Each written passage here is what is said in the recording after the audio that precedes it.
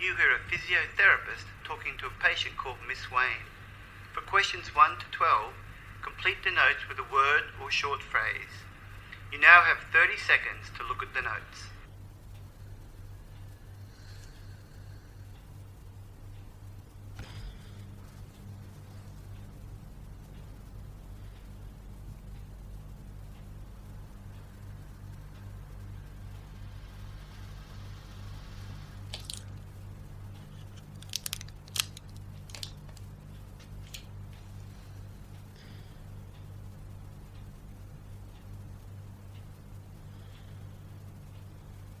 So, Ms. Wayne, as this is your first appointment with me, I'd like to ask you a few questions and get to know a little bit about your medical history. It's also a chance for you to ask me any questions you might have. Sure. I understand from your GP that you have arthritis. That's right, yes. It's in my hands and wrists mainly. The finger joints in my hands get really puffed up when they're swollen, like they are now. The pain can get so bad that it stops me doing a lot of very simple things. Things like having a shower or getting dressed. Then there's the trouble I have making breakfast. Anything where I have to grip and move my wrist, like holding the kettle and pouring, or buttering some toast. Well, you get the idea. It's not like I'm an old woman. I'm only 40. I see. Tell me about your work. I used to be a hairdresser, but I had to give it up after my hands started getting really bad. I couldn't just sit around the house and do nothing, though. So now I go to the local primary school where my kids are and help the children with their reading. And just lately, I've started helping out on the telephone helpline for people with disabilities. They have these special hands-free phones, so it means I can do the work without needing to use my hands so much. It's only a volunteer position, but I really feel like I'm doing something worthwhile. Is your mobility affected at all by the arthritis? I do have trouble getting in and out of bed or out of a bath. I also need help getting out of a chair if it's a bit low. I move around the house with the walking aid I have, and when I go out, I tend to use a wheelchair. Our car has also been modified, so at least I'm independent. I can go to the shops or out with friends. I'm guessing you've had physiotherapy treatment before. Yes. In the past, it's mainly consisted of heat treatment, but now I'm really interested in some sort of gentle exercises, if that's at all possible. I also really want to make sure that my hand splints are still helping and not making the condition worse. Sure, I can look at that for you. I've also been to an occupational therapist before. I needed help when things started getting really difficult around the house. I found her very helpful. She had lots of gadgets to help me do things like dressing and cooking, and so many good ideas about how to help with my tiredness without making the pain worse. Okay, we can talk more about some of the techniques you use to help you at our next appointment. What about your medication? I take analgesics for the pain mainly these days. I used to take those anti-inflammatory drugs, but the benefits seemed to wear off and they started making me feel sick, so I had to stop taking them. I do sometimes get a steroid injection, but not very often. It works really well at reducing the pain for a few weeks, but it hurts like hell. Dr. Wong has mentioned a steroid tablet I could take, which will work in a similar way, so we might be looking into that soon. And a couple of times a day I have an analgesic cream that I rub into my hands. I don't know if it really works very well though. A doctor talking to Mr. Roy Daphnis about his planned hospital admission. For questions 1 to 12, complete the notes with a word or short phrase. You now have 30 seconds to look at the notes.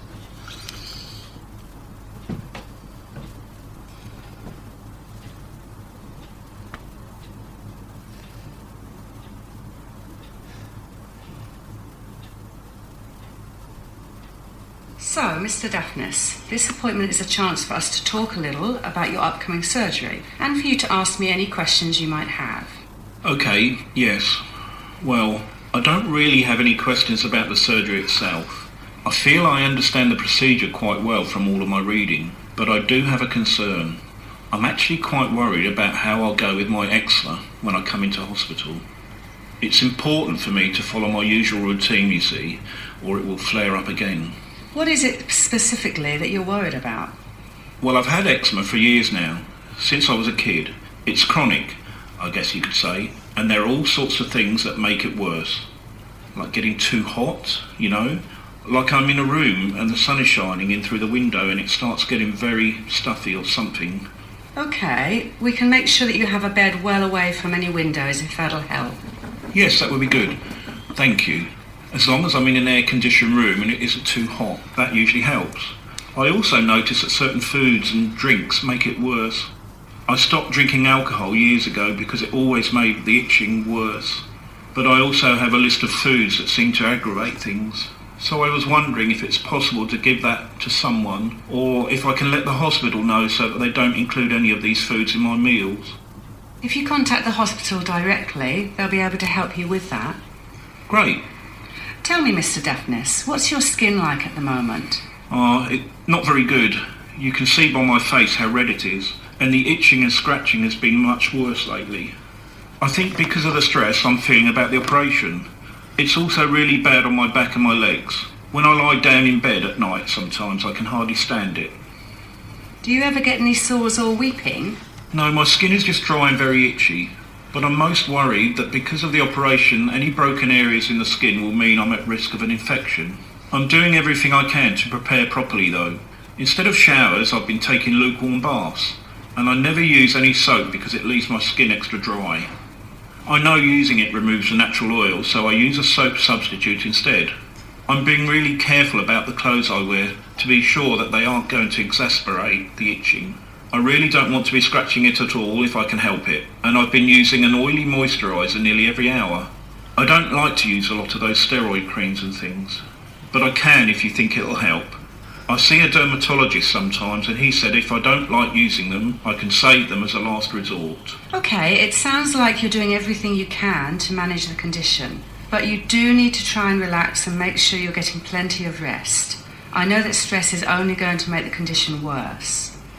You're right. I know I'm probably getting worked up over nothing, and everything will be fine.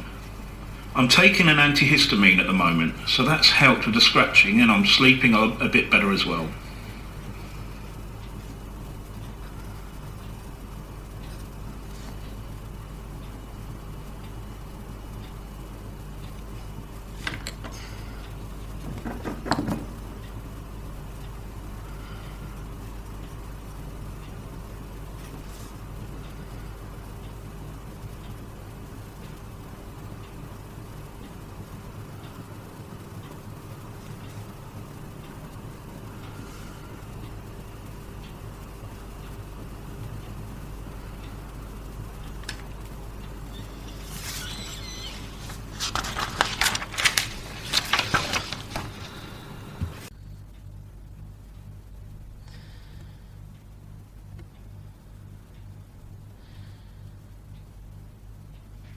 You hear a physician talking to a group of trainee doctors. Now, read the question.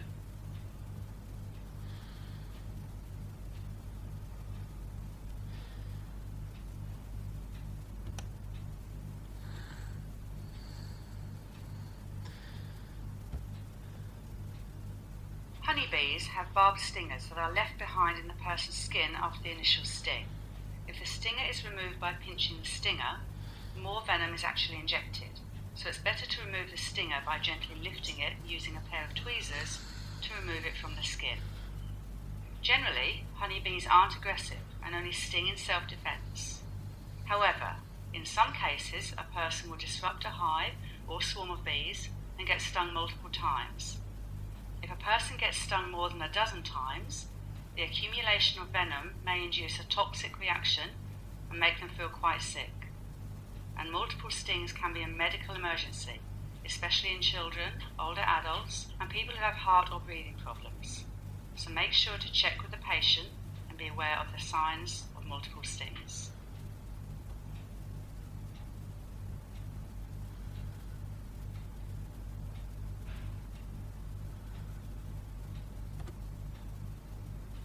Listening Part B.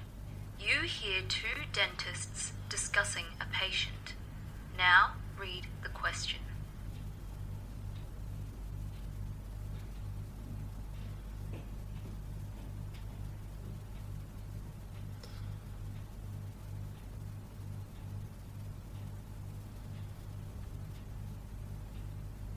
I've just seen Mr. Butler, one of your regular patients. He's been in some pain recently. Right. I've been fully booked for the past few weeks, and he told reception he couldn't wait any longer. He's had chronic periodontitis for some time now, but I gather it's worse. Yes, I provided thorough curative treatment in all quadrants today, but his gums were in such poor condition and there was severe mobility in his lower right first and second molars, so I had to extract them. I've scheduled him for implant surgery, but I'm worried about his broader health issues and whether or not he's been taking biphosphonates. I couldn't find any information in his records about it. There isn't any, no. You may have to contact his GP.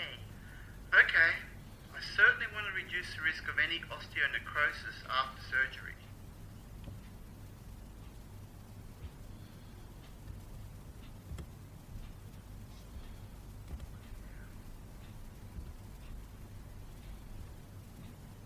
Listening Part B. You hear an optometrist giving a presentation to a group of teachers. Now, read the question.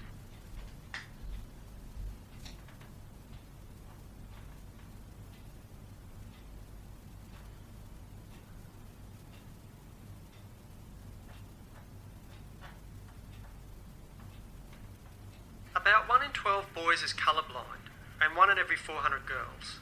So in each school class there are likely to be at least 1 or 2 students who are colourblind. Because they are colourblind from birth, most people don't know that they're colourblind. They don't know that other people see things differently. Being colourblind can cause difficulties when it's important to be able to see lots of colours, such as on a computer screen or in art classes. Boys should have their colour vision tested when other people in the family are known to have colour vision problems. If people on both sides of the family are known to have colour vision problems, then girls should also be tested. Colour vision testing can be done by optometrists using specially designed charts. Some school health services and some doctors will also be able to test colour vision.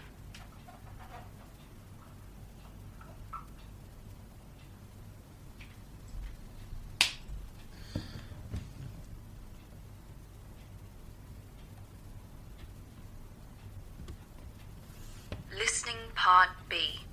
You hear a radiographer talking to a patient about their CTC examination. Now, read the question.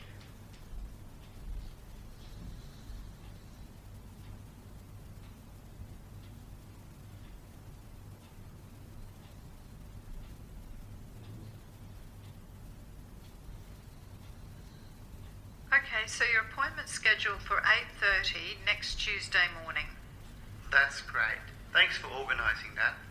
No problem. Now, the main purpose of the CTC examination is to look for abnormalities or polyps in the large bowel with the use of a CT scanner.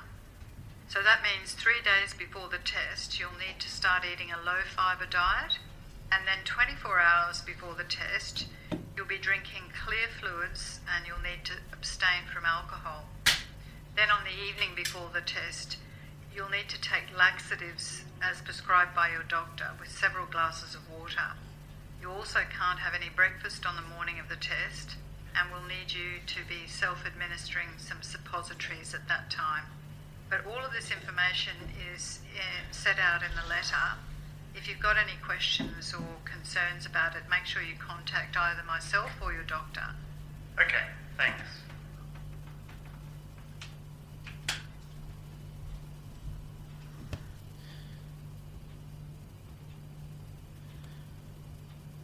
Listening Part B.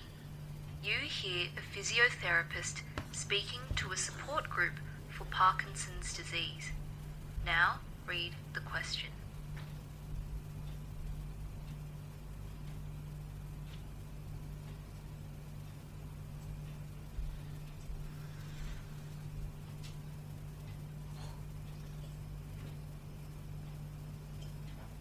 The physiotherapist's aim is to maximise the patient's functional ability and quality of life. Physiotherapy can help alleviate symptoms like tremors, rigidity, slowness of movement, and impaired balance, which can cause abnormal gait and posture. It can also help with cramps and pain in the muscles, and even help patients who experience reduced fine motor coordination. Physiotherapists use physical treatments such as exercise to prevent or reduce stiffness in the joints and to restore muscle strength and mobility. As well as this, physiotherapists can supervise the patient's exercises to help maintain their posture and balance and advise the patient about ways of preventing or reducing the risk of falls. Physiotherapists use other treatments such as heat and cold or electrical equipment like ultrasound to help relieve pain patients may have. They can also advise or train parents and guardians of patients suffering from Parkinson's disease in safe and appropriate ways of helping them with mobility problems.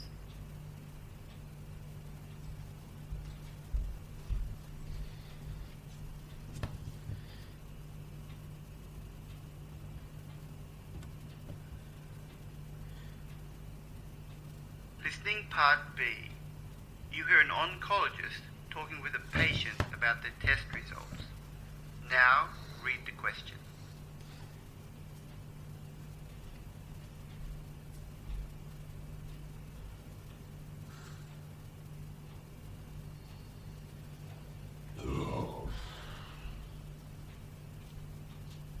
Well, I'm happy to report that the colonoscopy has found no evidence of cancer.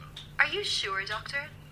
I know you're worried because your father had bowel cancer, but your test came back negative, so that's a good result for you.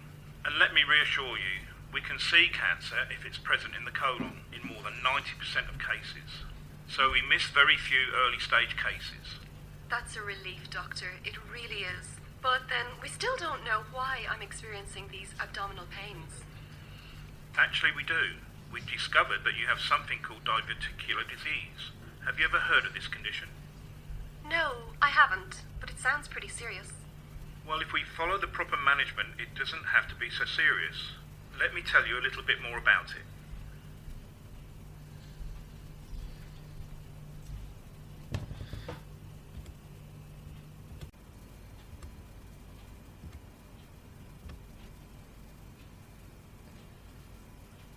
You hear a presentation on asbestos by a respiratory physician called Dr. Bill Musk. You now have 90 seconds to read questions 1 to 6.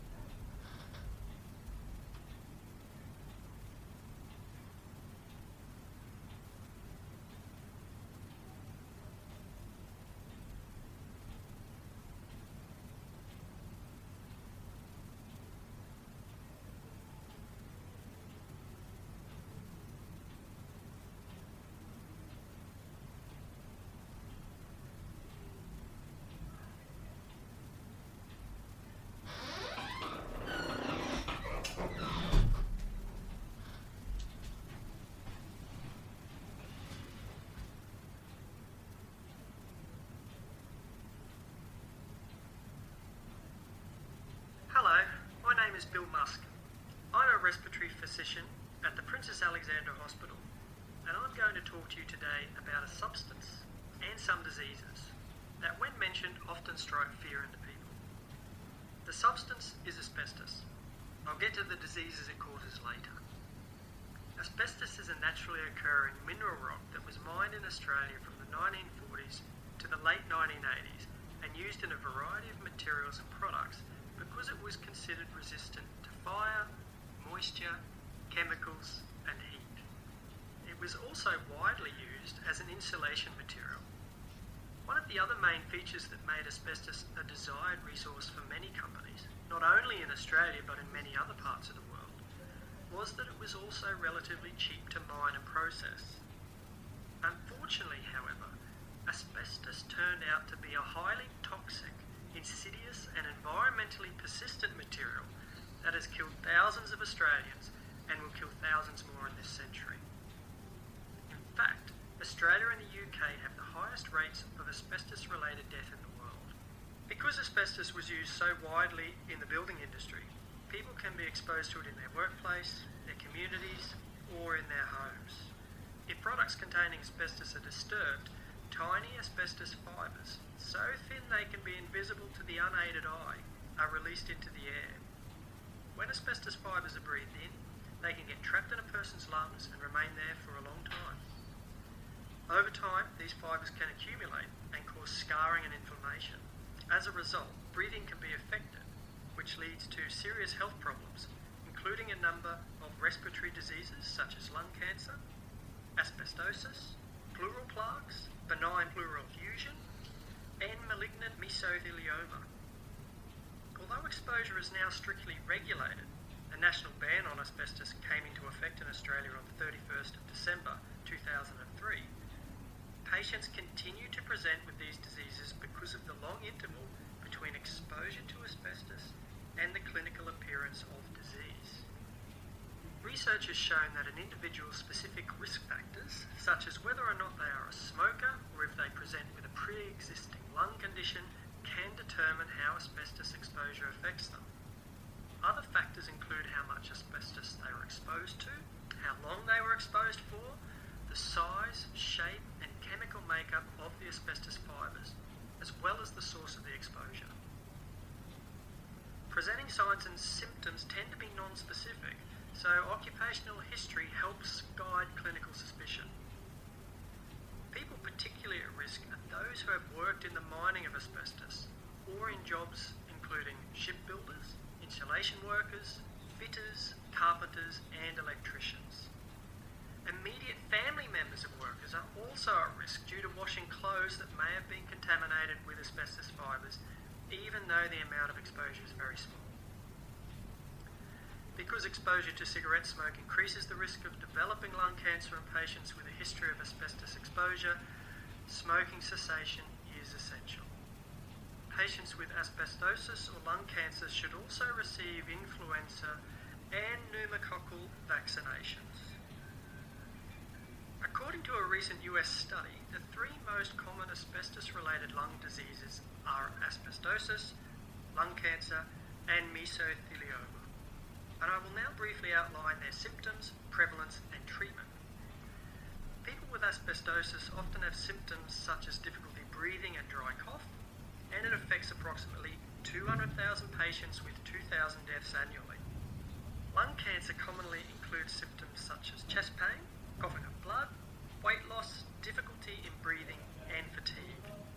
Estimates are that between 2,000 and 3,000 people die in the US each year from asbestos-related exposure. Mesothelioma sufferers display similar symptoms to lung cancer patients, and the condition is responsible for 2,000 deaths annually, with the incident and mortality rate the same. The condition is incurable, so the main treatment involves palliative care. Patients with significant exposure to asbestos and with symptoms of shortness of breath should have chest radiography and spirometry. The prognosis is dependent on the specific disease type. Asbestosis generally progresses slowly, whereas patients with malignant mesothelioma have an extremely poor prognosis.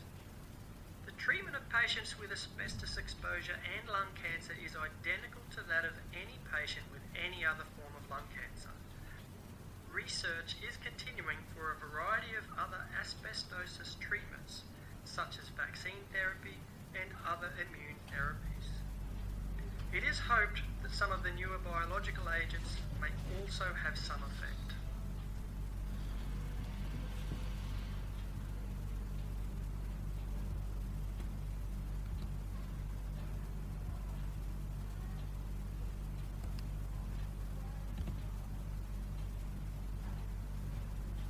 You hear a sleep physician called Dr. Simone Wallace giving a presentation about parasomnia sleep disorder.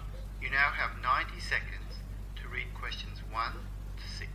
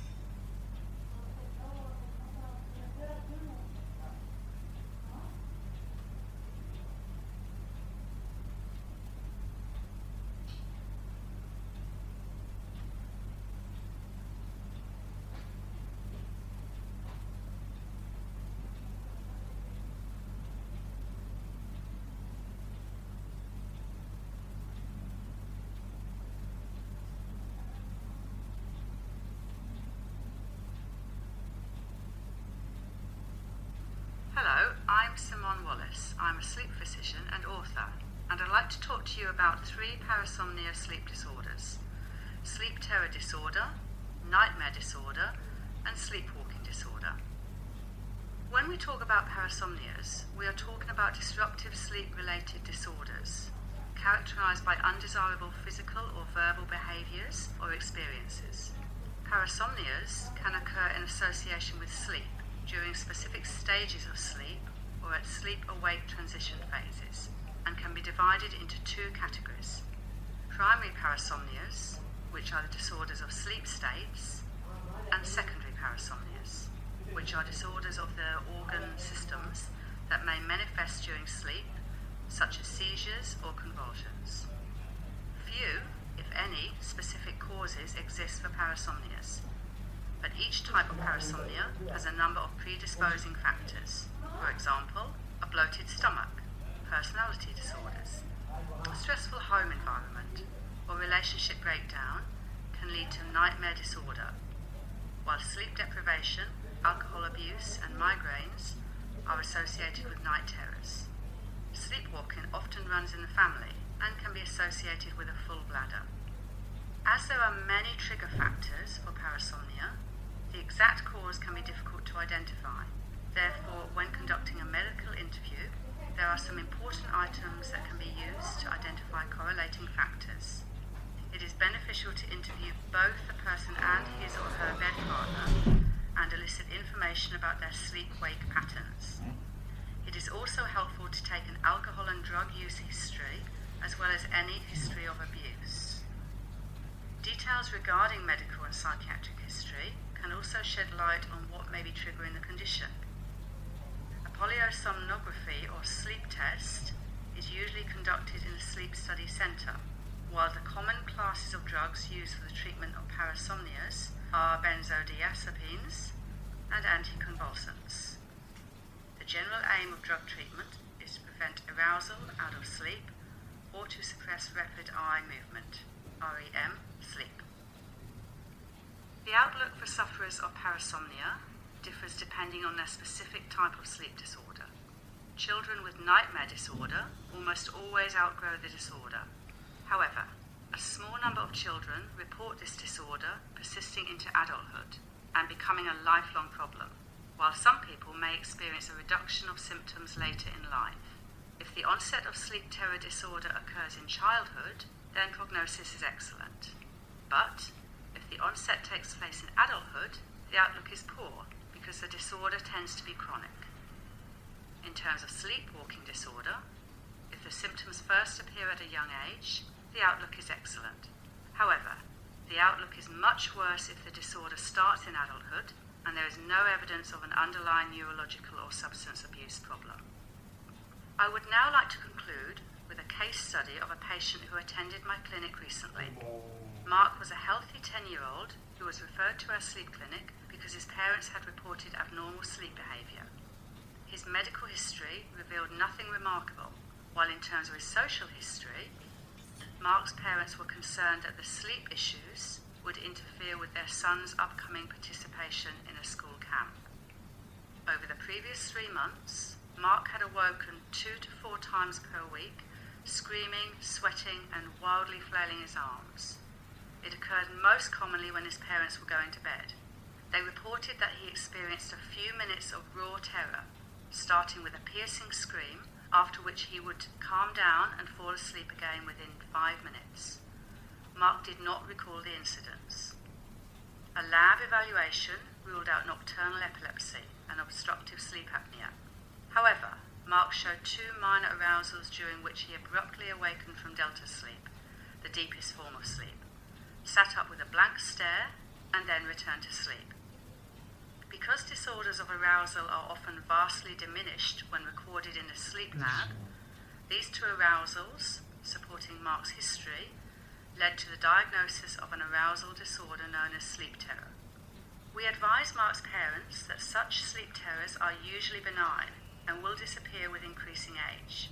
A 2 mg dose of diazepam was prescribed as a preventative measure to be taken at bedtime while away at his school camp.